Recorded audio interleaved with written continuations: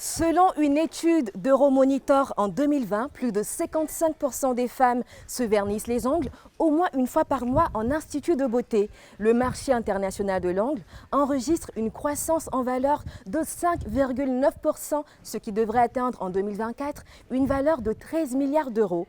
La Côte d'Ivoire n'est pas en marge, chaque avenue est truffée d'instituts de manucure. Les femmes exerçant dans ce secteur se rivalisent donc d'inspiration pour créer de nouvelles tendances sur un marché en plein essor. Elle est vingtenaire et est créatrice du service d'ongles intemporel. Cette jeune femme entrepreneur, Oumou Diarra, fait un chiffre d'affaires de plusieurs millions de francs CFA et reçoit dans son institut plus de 750 femmes par mois. Vous voulez connaître son histoire? Bienvenue dans Succès, votre émission qui met en lumière les femmes au parcours inspirant.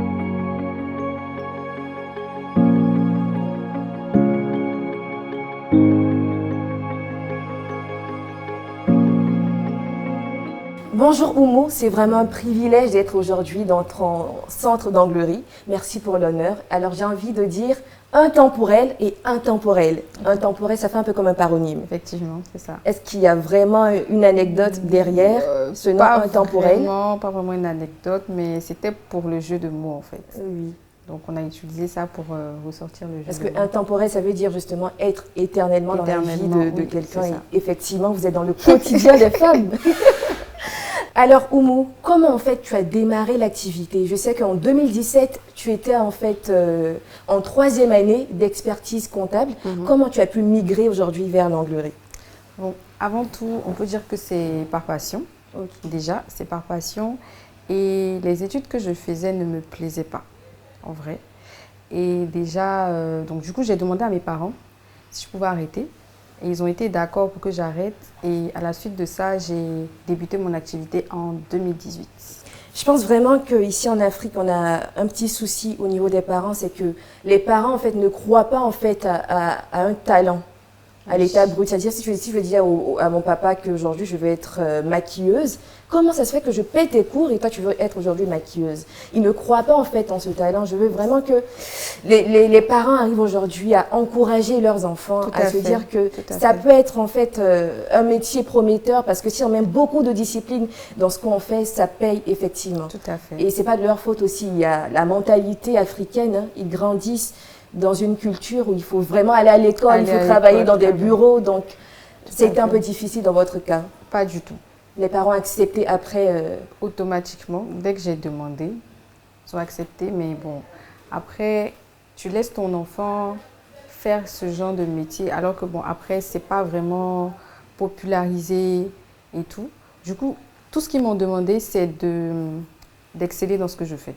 Après, ils n'ont jamais posé de contraintes. Donc vous avez commencé en 2018, effectivement. En février 2018. D'accord. Et là, vous avez accepté de rester là dans votre domicile. Est-ce que c'est un choix personnel ou c'est un volontaire? C'est un choix personnel. D'accord. Un choix personnel, c'est aucunement un souci déjà on peut dire, c'est pas un souci de finance et dire que je ne peux pas aller dehors, non, c'est un choix personnel. Parce que déjà, ça permet d'économiser, déjà. C'est, entre griffes, moi je pense que c'est un peu plus safe pour le moment. Et c'est très bien parce que ça permet de voir un peu les finances, de voir un peu les dépenses en fait effectuées avant de se lancer. Voilà, là. après je tiens à préciser que c'est pas permanent. Oui, c'est vraiment quelque chose de temporaire. Et on verra par la suite. Ok. Est-ce que vous êtes-vous autodidacte dans le domaine ou c'est comment vous avez en fait suivi une formation particulière? D'accord. Bon, de base, on dirait que je suis autodidacte. J'ai été autodidacte pendant au moins 3 ans. Là, je suis à ma 5e année. Et bien évidemment, c'est un domaine qui évolue. Du coup, il faut se perfectionner. Il faut essayer d'acquérir d'autres aptitudes. Ok. Donc, on peut dire il y a de cela 2 ans que j'ai commencé à me perfectionner. Ok. Et aujourd'hui, comment vous vous qualifierez en fait? Artiste ou prothésiste angulaire? On dira artiste, parce que je pense que toutes les prothésistes ongulaires créent quelque chose. Ce n'est pas quelque chose qui existe, c'est quelque chose que nous créons, nous dessinons. Et moi, je me dis que C'est c'est vraiment de de l'art, l'art, en fait. Donc, on est plus artiste, je dirais, généralement. Artiste. Prothésiste ongulaire, oui, mais artiste aussi. Ok. Et avec combien on peut démarrer une telle activité? Là, vraiment, c'est une question. Je ne peux pas vraiment répondre. Parce que Vous avez démarré avec combien? Moi, je n'ai pas eu de budget. Je ne peux pas dire j'ai eu 1 million, j'ai eu 2 millions. Après, moi, je demandais. C'est-à-dire, je demandais à mes parents, je demandais à mes frères et sœurs. Donc vous avez eu un accompagnement en Oui. fait de vos parents? J'ai eu un accompagnement financier de ma famille. Ok. Quand je dis ma famille, moi, mon papa, ma maman, mes frères et sœurs. Mais c'est pas comme s'ils m'ont donné 1 million. Je veux dire, par exemple, j'ai quelque chose à acheter, je demande, on me donne l'argent, j'achète. Ok. Donc, je n'ai pas eu à réfléchir à un budget. Et comment vous avez pu justement accumuler jusqu'à aujourd'hui? Vous employez aujourd'hui à peu près 15 personnes. Donc comment vous avez pu justement gérer vos finances pour arriver à embaucher Ce nombre de ces personnes-là, personnes? déjà, moi, je suis quelqu'un de très économe. Ok. Je ne suis pas du tout dépensière. Je dépense dans l'utile. Et quand tu entreprends, les premières années, c'est un sacrifice que tu fais. C'est Il y a clair. beaucoup de choses que tu ne peux pas. Tu peux, financièrement, tu peux, mais tu ne dois pas. Tu dois être assez dur sur toi-même. Ne pas dépenser pour dépenser. C'est vrai que nous, les femmes, on aime bien les chichis. On va s'acheter des mèches et tout et tout. Mais après, ce n'est pas quelque chose que je faisais de base. Donc vous êtes privé en fait. Énormément. Pendant des Sur années. combien? Waouh, c'est Pendant des énorme. années. Au moins 3 ans. Au moins 3 ans. On va dire, ça fait à peine 1 an que j'essaie un peu de jouir de mon travail. Donc, on peut dire maximum, enfin, on peut dire 4 ans de privation. C'est très important de pouvoir spécifier qu'en entreprise, il faut Oui. faire en fait des compromis. Énormément de compromis. Énormément de Pour pouvoir compromis. atteindre un résultat Oui. précis. Oui. Elle s'est sacrifiée pendant 3 années pour aujourd'hui jouir un peu Même pas beaucoup. Hein. de son travail. Un C'est peu. vraiment à féliciter. Et aujourd'hui, est-ce que vous avez une équipe qui assure l'intérim quand vous n'êtes pas là? Effectivement, effectivement. J'ai une équipe, maintenant j'ai une équipe vraiment qualifiée qui assure l'intérim. Lorsque je ne suis pas là, je me permets de voyager maintenant. Sinon, avant, je ne pouvais pas. Sur combien de temps comme ça? On va dire que c'est cette année Que j'ai vous avez commencé à oui, voyager? à voyager et les laisser. Avant, quand je m'absentais, il fallait qu'on ferme. Il fallait qu'on ferme parce que j'étais pas convaincue qu'elles allaient faire le travail correctement. Okay. Mais là, je pense qu'elles sont assez qualifiées parce que j'arrive à m'absenter. Donc au départ, est-ce que vous prenez directement des personnes compétentes ou des personnes juste qui ont quelques notions et vous, en fait, vous essayez de les accompagner à votre manière? La plupart de mes collaboratrices n'étaient pas des professionnels. Ok. La plupart n'étaient pas des professionnels. Et celles même qui étaient professionnelles ont été formées par moi pour essayer d'élever le niveau par rapport à notre manière de travailler. Du coup, on va dire que c'était des novices. Et aujourd'hui, elles sont toujours là? Oui, elles sont toujours là, elles sont très qualifiées. Moi, je pense que ça fait aussi partir d'une force en entreprise, c'est de prendre en fait des personnes qui ont au moins des notions et vous, en fait, vous peaufinez en fait ces personnes-là. C'est vraiment être rempli d'amour. Oui, et de patience. Oui, de patience, d'amour et de passion. Parce qu'il faut avoir vraiment l'amour de ce que tu fais, peu importe ce que tu fais. Mais le travail qu'on fait, il est hyper physique. Parce qu'on est assis très longtemps, on a mal au dos. On respire des odeurs qui sont en griffe un peu nocives. C'est vrai qu'on porte des cache-nez et tout, mais au final, ça nous rend malade en vrai. Ça nous rend vraiment malade, les odeurs, la poussière, la position dans laquelle on est. Du coup, si tu n'aimes pas ce que tu fais, tu vas abandonner très rapidement. Et est-ce que vous avez eu des personnes que vous avez formées qui sont parties après? Bien évidemment. Reproduire ce que vous faites? Bien évidemment, ça c'est on va dire c'est la base. Mais après, je ne suis pas quelqu'un qui se... Je ne me morfonds pas. Parce que j'en ai eu des personnes qui sont parties. Mais ça n'a vraiment pas changé quelque chose. Okay. Peut-être sur le coup, oui, mais sur Moyen terme, pas du tout.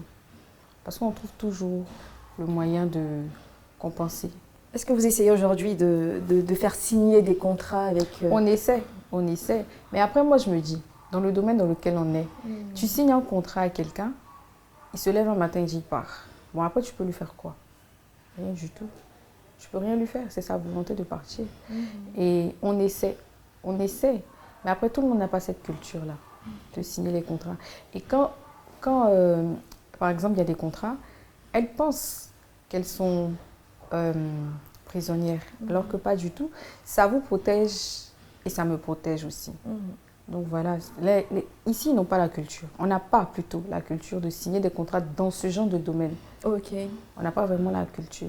Sinon, le but, c'est ça. Signer des contrats, déclarer ton personnel, leur donner une assurance maladie et tout.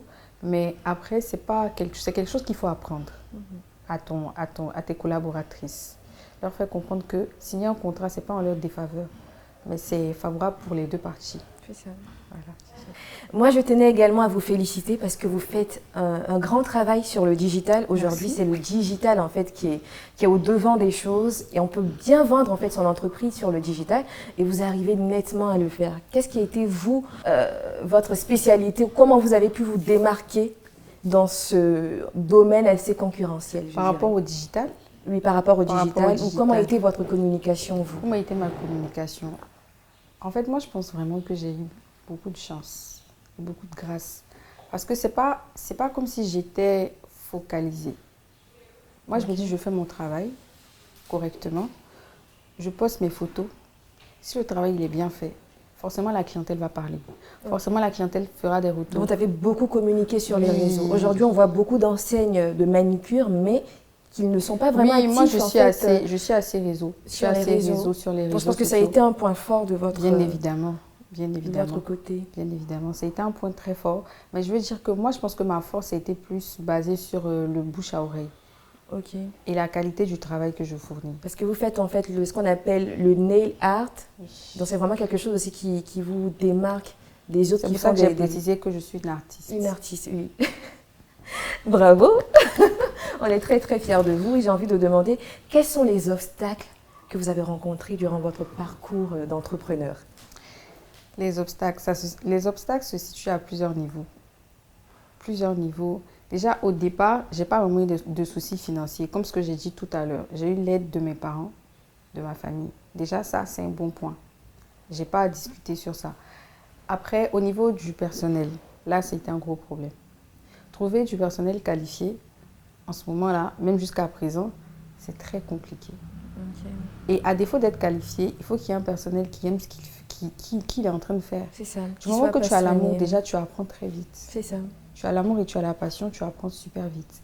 Mais si tu n'aimes pas ce que tu fais et que tu es là pour l'argent, tu ne vas pas durer, en fait. Et tu vas te lasser de ce que tu fais. C'est ça. C'est simple. C'est comme si tu dis à un enfant qui va apprendre du piano, fait de la guitare. Il ne va pas apprendre plus rapidement la guitare parce qu'il n'aime pas la guitare, il préfère le piano. Donc il faut être vraiment passionné. Voilà, il faut être passionné par ce que tu fais. Il ne faut pas être focalisé sur l'argent. Parce que moi, je ne suis pas du tout focalisée sur l'argent. Quand je commençais les ongles, je ne savais même pas une prestation résine, une prestation gel coûtait combien. Je ne savais pas. Je ne savais pas du tout. Et je ne savais même pas, par exemple, qu'à l'étranger, ça rapportait plus qu'ici. Je ne savais pas du tout. Du coup, j'étais plus concentrée sur le travail que je faisais, sur la qualité du travail que je rendais à mes clientes. C'est ça. Du coup, sur ce point, je pense que vraiment, le point le plus difficile dans notre métier, c'est le personnel. Le personnel. Le personnel. Déjà, ça, c'est un point vraiment... Et comment vous arrivez à fidéliser aujourd'hui votre équipe, à manager, je dirais?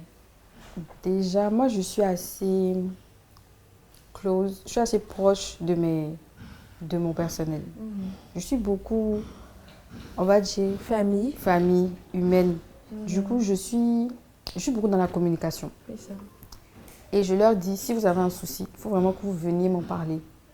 Et j'aime pas, par exemple, j'aime pas le désaccord. J'aime pas quand il y a des histoires et tout. Donc, je m'arrange à chaque fois à ce qu'il y ait vraiment l'entente, déjà pour commencer, et la communication. Et je ne suis pas quelqu'un qui crie, par exemple. Si j'ai une remarque à te faire, je te prends sur le côté, je te fais ta remarque. Il faut considérer tes collaboratrices. Il ne faut pas les prendre comme tes employés en griffe. Parce qu'elle travaille avec toi. Elle C'est travaille ça. et avec toi et pour toi. C'est ça. Mais avant tout, elle travaille avec toi. Parce que quand tu n'es pas là, c'est elle qui gère la clientèle. Tu n'es pas là pour prendre, pour t'asseoir sur les 10 tables ou t'asseoir sur les 20 tables. C'est elle qui communique avec ta clientèle. Donc, il faut qu'elle soit traitée correctement. Il faut que le salaire soit conséquent. C'est ça. Il faut que le matin, quand elle se lève, elle ne dise pas « je viens au travail » ou bien vous se dites « oh, je viens au travail encore ce matin ». Il faut qu'elle se dise « je me lève, je pars au travail pour gagner mon gagne-pain ». Faire un travail qui me plaît, faire un travail que j'aime. Et pas se lever un matin pour dire « oh, je me vais au travail encore, je suis fatiguée, oh, je ne veux pas y aller ». Si ça se passe comme ça veut dire que ta collaboratrice n'est pas à l'aise où elle est. Et ça, c'est problématique parce que si tu n'es pas à l'aise mentalement et physiquement, tu ne seras ni efficace ni efficiente. Ça, c'est clair. Et tu vas bâcler ton travail même sans t'en rendre compte. Et après, les retombées, c'est moi qui prends les retombées, c'est pas toi. Parce que quand il y a des soucis, on ne dit pas le nom de la prothésiste, on dit le nom de l'entreprise. Et même en Côte d'Ivoire, on ne dit même pas le nom de l'entreprise, on dit le nom de la propriétaire de l'entreprise. Et là, c'est moi que ça va impacter, c'est pas mes collaboratrices en fait. Il y a un truc aussi qui est vraiment problématique ici, c'est les retards par rapport aux clientes. Et ça, c'est très compliqué. Parce que moi, je travaille sur rendez-vous.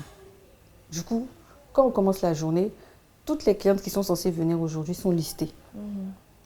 Et quand il y a un retard, ça pénalise tout le reste de la journée. C'est des femmes, elles vont pas rentrer tard à la maison à minuit. C'est dangereux. Donc, il faut déjà que la clientèle ait le respect de l'heure Je pense que vraiment en Afrique, ici, l'heure, c'est vraiment... c'est très compliqué. C'est très compliqué, oui. Cette culture d'être à l'heure, mais je pense que vraiment c'est un travail qui est en train de se faire. Oui. Et je remarque également que c'est vraiment uniquement que des femmes que vous employez. C'est pas volontaire. Ok, c'est pas volontaire. C'est pas du tout volontaire. C'est juste que c'est parce que... C'est ce que je trouve en fait en Grèce. Sinon, il y a également des hommes aussi dans ce domaine. Ça me dérange pas du tout. Ça me dérange pas du tout. Okay. J'ai pas encore eu la chance de tomber peut-être sur un homme. Mais c'est très bien parce que vous participez justement à l'autonomisation de la femme et c'est bien. Assez quand même. Mais après, je ne suis pas fermée à l'idée de collaborer avec un homme. Pas du tout. Oui. Pas du tout. C'est juste que je n'en trouve pas, c'est tout. Donc là, on a vraiment assez parlé de toi. On va voir un peu ce que Intemporel propose de manière concrète. Donc on y va? Ok.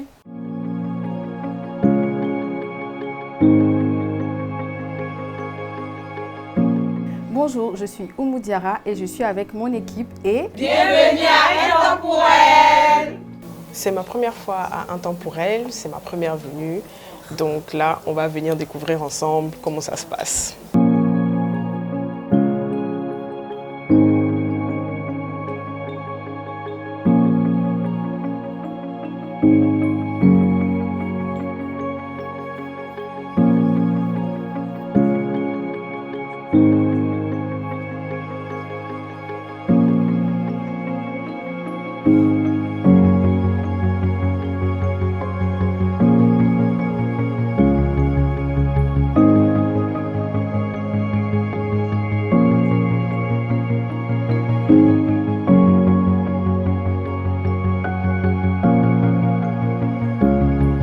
Donc là, vraiment, c'est l'univers de Intemporel.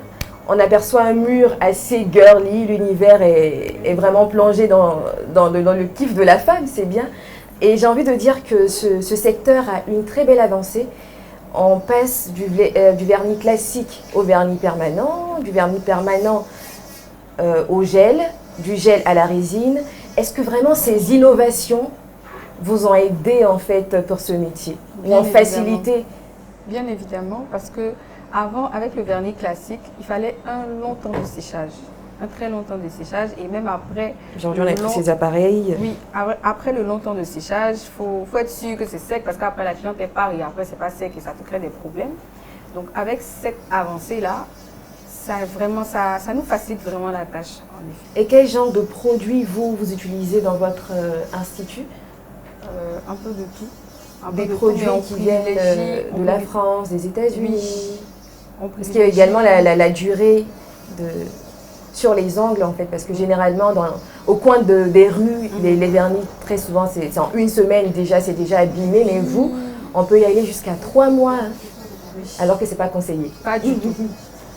Oui, ça vient un peu de partout, des pays que vous avez cités tout à l'heure. Et aussi, c'est vrai qu'il y a la qualité des produits, mais il y a la méthode de travail aussi qui est très importante. C'est clair. Du coup, il faut allier méthode de travail et qualité. Et combien de personnes vous accueillez dans votre service par jour? On va dire en moyenne 20, 25. 20-25 personnes. Est-ce qu'il y a beaucoup d'adolescentes Oui, quand même. Quand mais même. je pense que ma clientèle est assez variée. variées? Oui, ma clientèle est assez variée parce qu'il y a des ados, il y a des pré-adultes, il y a des adultes, il y a des gens même du troisième âge, donc ça dépend. C'est un peu de tout. Et on aperçoit également des célébrités qui viennent dans votre institut. Bravo quand même. Telles que Olivia Yassé, Saraï Bassa. Et quelle a été en fait, comment vous avez pu attirer ces personnes-là selon vous? Vraiment, j'ai rien fait. Rien du tout. Par la qualité simplement de Oui, votre j'ai rien travail. fait parce que je ne les connais pas personnellement, je ne connais pas des gens qui les connaissent personnellement. Rien du tout. Rien du tout. Rien du tout. Rien. Comment vous arrivez à fidéliser vos clientes ici? Comment j'arrive à fidéliser la Et cliente? l'expérience que vous donnez à chaque cliente? Comment la cliente est traitée dans votre institut? D'accord. On va dire que la fidélité, là, ça vient avec le temps, déjà. Et c'est comment tu traites le client, comme vous avez C'est parce dit que c'est tout la à l'heure. première expérience. Voilà, la première expérience. Normalement, la première expérience doit être la bonne. Et il faut aussi vraiment être à l'écoute du client. Il faut être à l'écoute, il faut lui donner une bonne qualité de service. Il faut qu'il se sente à l'aise quand il est présent. Du coup, je pense qu'avec tout ça, et aussi avec le travail que tu fournis, le travail que tu donnes,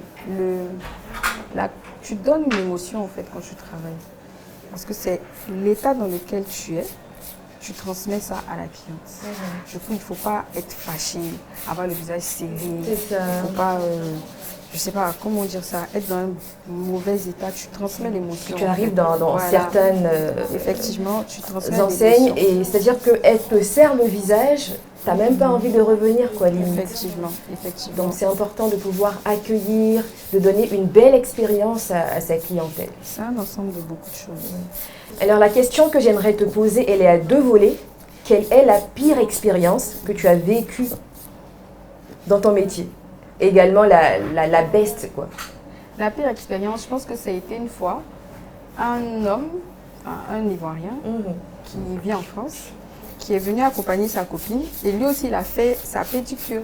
Et quand l'assistante lui a donné le prix, il a dit qu'on est en train de le voler, qu'on est en train de l'arnaquer, qu'il ne paye pas. Il a commencé à faire tout un tapage ici. Et ça a été la première fois vraiment que je me suis énervée ici. Alors que c'est difficile de m'énerver, c'est très difficile de m'énerver. Et il s'est mis à dire des choses vraiment très méchantes. Très méchantes à l'assistante, au personnel, à crier. Pour un homme, hein, Un homme, en effet, parce qu'il ne voulait pas payer. Mais pas élégant. Au final, il a payé en fait. Sinon, bon, on allait retirer ce qu'on a fait sur les doigts de sa copine. Ok. Vraiment, ça a été vraiment Une pire expérience. Oui, on peut dire ça. Et quelle est la meilleure expérience que tu as vécue? La meilleure expérience. Chaque jour, c'est une belle expérience. Mais l'expérience, c'est-à-dire l'expérience où tu as dit waouh. J'ai dit waouh. Et là, tu étais vraiment épatée. Épatée. Épatée de travailler avec la personne, épatée de... Oui, de la cliente, si c'est vraiment des per diem, des connexions, des opportunités grâce à ton Je pense que c'est quand je me travail. suis occupée des Miss. Des Miss Monde, ouais. Quand même, c'est une belle expérience. Je pense que c'était top.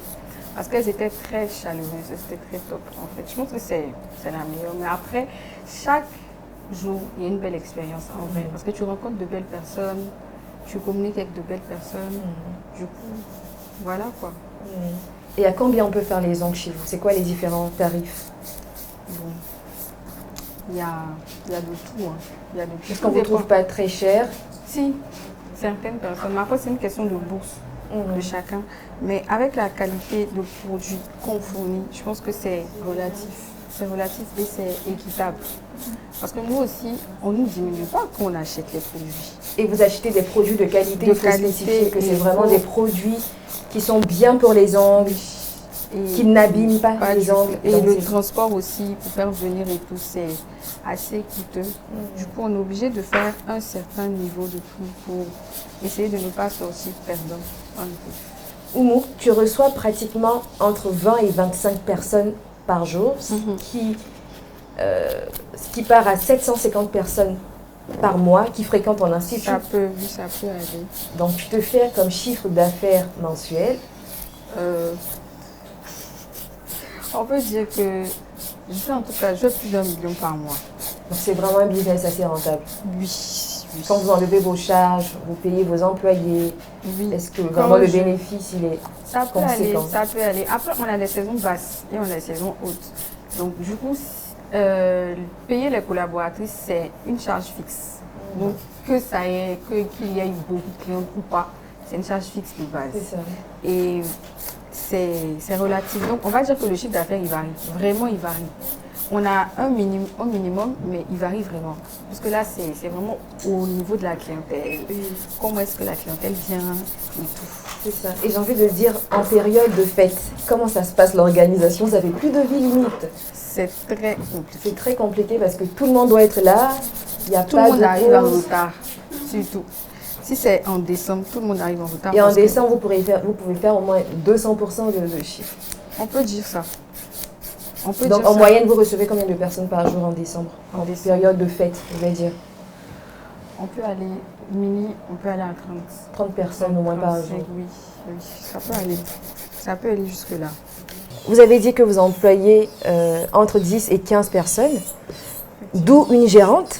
Quand vous n'êtes pas là, elle pilote un peu. C'est qui la gérante ici? Je suis Assémir Marie-Frédéric, je suis gérante de Intemporel.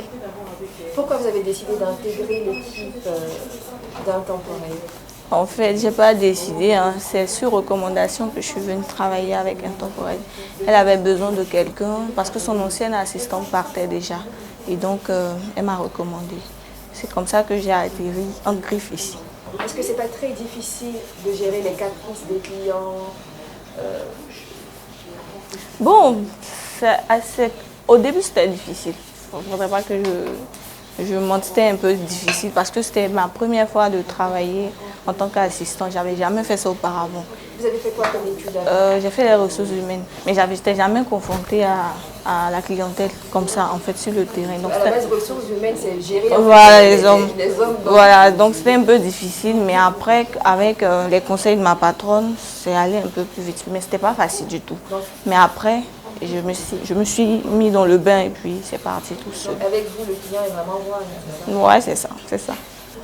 Déjà, ma vision, c'est déjà, j'ai appris beaucoup ici déjà. Et je dis merci à madame parce que c'est pas évident de travailler avec quelqu'un qui ne s'y connaît pas dans le domaine en fait. Et ici, j'ai appris vraiment beaucoup de choses que je connais pas, que je voyais sur les réseaux que je connais pas. Je connaissais pas, pardon. Mais aujourd'hui, je peux dire que j'ai beaucoup appris ici. Elle m'a formée. Et c'est quelqu'un de vraiment adorable. Aujourd'hui, quelles sont les opportunités à saisir dans votre métier? Est-ce que, à part en fait faire les ongles, vous commercialisez aussi des vernis, Des produits des dérivés? produits, voilà. Ok. Bon, pour le moment, non. Mais peut-être que ça peut être un projet. Mais actuellement, non. Donc aujourd'hui, c'est que en fait les prestations pour la manicure et la pédicure. Effectivement. Mhm. Donc il y a 5 ans en arrière, si tu devais conseiller cette Oumou qui débutait dans ce métier, Mhm. Bon, il y a 5 ans en arrière, qu'est-ce que j'aurais dit? Franchement, j'aurais rien dit de particulier. Parce que tout ce qui est arrivé a été bénéfique pour bénéfique et ça a eu des derrière. conséquences qui sont bénéfiques aujourd'hui. Donc je dirais pas non, fais ci, fais ça, non, pas du tout. Tout ce qui a été fait pour un but. En effet. Aujourd'hui, quel est ton leitmotiv? Mon leitmotiv. Qu'est-ce que tu veux qu'on retienne de Intemporel? Qu'est-ce que tu veux laisser aux générations futures? Qu'est-ce que je veux laisser aux générations futures? Qu'est-ce que tu veux qu'on retienne de Oumou Diarra, fondatrice de Intemporel? Donc déjà qu'on peut réussir dans le domaine qui est là, en fait. On peut réussir dans ce domaine-là si on est constant, si on a la passion, si on a l'amour et si on a la volonté. C'est plus ça en fait. C'est quoi vos objectifs pour le futur? Mes objectifs pour le futur. Vos perspectives, Peut-être- vos projets? Peut-être créer une marque propre à nous-mêmes déjà. Si si c'est possible. Mais bon, on verra faire des masterclass, mais pourquoi pas créer une école de formation. Donc, comme tout à l'heure, je disais, là, ici, on ne rencontre pas vraiment de personnes qui ont d'énormes qualifications dans ce domaine-là. Du coup, il serait bien qu'on ait une école mais vraiment spécifique à ça pour avoir du personnel vraiment qualifié. Ok. Donc vous souhaiteriez en fait ouvrir une école, faire des masterclass pour initier un peu une marque de vernis. une marque de vernis. Ok. Nous sommes déjà là même au terme de notre émission. Quel mot en fait vous pouvez donner à ces jeunes filles qui souhaiteraient en fait entreprendre, qui ne savent pas comment démarrer une activité type? Pour ces jeunes femmes qui aimeraient entreprendre, je leur dirais vraiment d'avoir beaucoup de courage déjà. Beaucoup de courage et beaucoup de persévérance et de sacrifice. Dans le domaine dans lequel je suis, il faut vraiment beaucoup de sacrifices parce que c'est un domaine qui est assez épuisant physiquement, financièrement et psychologiquement. Parce que traiter avec la clientèle, c'est très compliqué. Et on est sujet à ça tous les jours. Tous les jours, chaque cliente vient avec, désolée de le dire, mais chaque cliente vient avec son éducation, vient avec ses soucis, ses problèmes. Et il faut vraiment se plier aux exigences de la clientèle. Et en général, entreprendre même, c'est déjà un peu compliqué. Parce qu'il faut vraiment énormément de sacrifices, énormément de sacrifices et de persévérance aussi. Tant les sacrifices physiques, parce que ça empiète sur la santé. Tu prends les sacrifices physiques, les sacrifices mentaux, parce que tu es bouleversé par moments. Et aussi tout ce qui est sacrifice financier. Il faut se priver. Comme j'ai dit tout à l'heure, je me suis privée pendant au moins 3 ans. Voilà. Beaucoup de sacrifices. Beaucoup de sacrifices. Il faut être passionné également. Également, oui. Comme j'ai dit tout à l'heure, comme j'ai dit tout à l'heure, il faut être passionné par ce que tu fais parce qu'il y a énormément d'obstacles. Et si tu n'es pas passionné, tu vas abandonner hyper vite. Merci beaucoup Mou pour ces mots assez encourageants, assez boostants. On vous souhaite tout simplement une bonne continuité dans vos entreprises, beaucoup de floraison et impacter encore votre génération. Amen. La spécialiste de la beauté des ongles, Oumou Diarra, vient de sublimer mes ongles. Bon, je suis une habituée de la maison. Elle a tout de suite pris soin de moi. J'ai aimé. Moi, j'aime beaucoup la pose nude. Et j'espère que vous avez pris beaucoup de plaisir à nous suivre. On espère que vous serez inspirés et boostés pour la suite de votre carrière. Et j'aimerais tout simplement vous encourager avec cette citation de Meg Whitman qui dit « Faites ce que vous aimez et le succès suivra. La passion est le carburant d'une carrière réussie. » Plein de bisous et restez connectés sur Investir au pays.